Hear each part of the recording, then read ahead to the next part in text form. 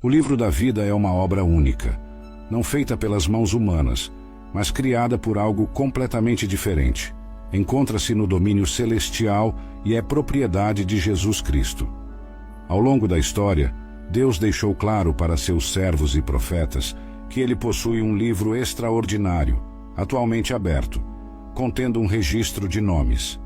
Deus considera extremamente preciosos os indivíduos cujos nomes estão nele registrados. Jesus também falou aos seus discípulos sobre o livro da vida durante o envio dos 70 discípulos. Quando eles retornaram de sua missão, os 70 estavam extasiados pelo fato de até os demônios estarem sujeitos a eles, conforme Lucas capítulo 10, versículos 17 a 20. Ao ouvirem isso, Jesus disse: "Eu vi Satanás cair do céu como um relâmpago. Vejam, eu lhes dei autoridade para pisarem sobre serpentes e escorpiões, e poder para dominar toda a força do inimigo, Satanás, de modo que nada possa prejudicá-los. No entanto, não se alegrem, porque os espíritos lhes obedecem. Alegrem-se, porque seus nomes estão registrados nos céus." Ouvindo isso, Jesus conduz o olhar dos discípulos para além deste mundo, em direção ao céu, orientando-os a canalizarem sua alegria para o lugar certo. Ele lhes diz que se regozijem não pelo fato de terem autoridade sobre os espíritos malignos, isso já lhes foi dado, e continuará sendo assim, mas que se alegrem porque seus nomes estão escritos no livro celestial, porque foram escolhidos por Deus para a vida eterna, e são filhos de Deus através da fé. Cristo, que conhecia os desígnios de Deus, podia afirmar-lhes que seus nomes estavam inscritos no céu, pois é no livro da vida do Cordeiro que eles estão registrados, e essa capacidade de se tornarem filhos de Deus por meio da fé é algo mais valioso do que o poder para realizar milagres. Milagres, pois lemos sobre aqueles que, em nome de Cristo, expulsaram todos os demônios, assim como Judas fez, mas serão negados por Cristo no grande dia. Porém, aqueles cujos nomes estão escritos no céu jamais perecerão. Eles são as ovelhas de Cristo, a quem ele concederá a vida eterna. As graças salvadoras devem ser mais celebradas do que os dons espirituais. O amor santo é um caminho mais excelente do que falar em línguas. A verdadeira razão para celebrar pode ser encontrada aqui, e para enfatizar essa ideia, Jesus usa um imperativo presente, sugerindo que isso deve ser uma fonte constante de alegria. O livro da vida refere-se ao grande censo de Deus, onde os abençoados serão nomeados. A verdadeira e eterna vida com o Deus eterno é a essência da bênção. O apóstolo Paulo escreveu uma carta mencionando os nomes de alguns fiéis irmãos que ainda estavam vivos na época e cujos nomes estão escritos no livro da vida.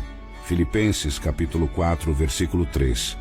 De fato, peço também a você, meu verdadeiro companheiro, que ajude essas mulheres, pois elas têm cooperado comigo na causa do Evangelho, juntamente com Clemente e os demais meus cooperadores, cujos nomes estão no livro da vida. Ter o nome apagado deste livro significa morte eterna. Apocalipse, capítulo 20, versículo 15. E se alguém não foi encontrado com o nome escrito no livro da vida, foi lançado no lago de fogo. O mesmo livro também é chamado de livro do Cordeiro, pois contém os nomes daqueles que foram redimidos pelo sangue do Senhor Jesus. Apocalipse capítulo 13, versículo 8. Todos os habitantes da terra o adorarão, aqueles cujo nome não foi escrito desde a fundação do mundo no livro da vida do Cordeiro, que foi morto como sacrifício voluntário. Apocalipse capítulo 21, versículo 27. Nada que seja impuro, profano, impiedoso ou mentiroso entrará nele, apenas aqueles cujos nomes foram escritos no livro da vida do Cordeiro. O livro da vida aparece pela primeira vez, quando Moisés se oferece para ter seu nome removido dele. Moisés sentiu que Israel havia pecado tão gravemente que o sangue de um bode ou boi não poderia cobrir. Era necessário um homem que sofresse em seu lugar. Assim, ele se ofereceu para ser apagado do livro de Deus, se isso pudesse de alguma forma resgatar o povo. Deus recusou o pedido de Moisés, mas podemos dizer que Deus estava antecipando o sacrifício de alguém maior que Moisés, que se entregaria pelo povo, trazendo uma expiação plena e completa.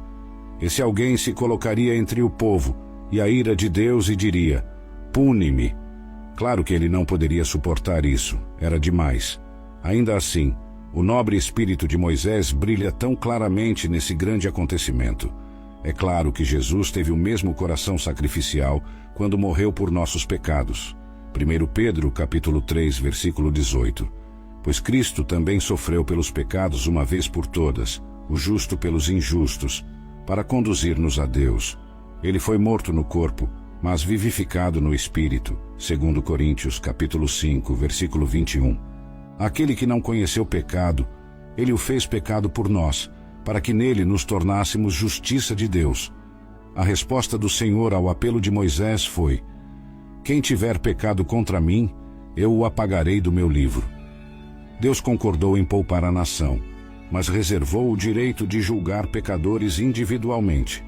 Os nomes daqueles que se converteram espiritualmente e dedicaram suas vidas ao serviço de Deus são registrados no livro da vida. Moisés, assim como outros servos de Deus, reconhecia que seu nome já estava escrito no livro da vida, pois Jesus disse que Abraão, Isaque, Jacó e os profetas estarão no reino de Deus, e seus nomes estão sem dúvida escritos no livro da vida. Lucas, capítulo 13, versículo 28.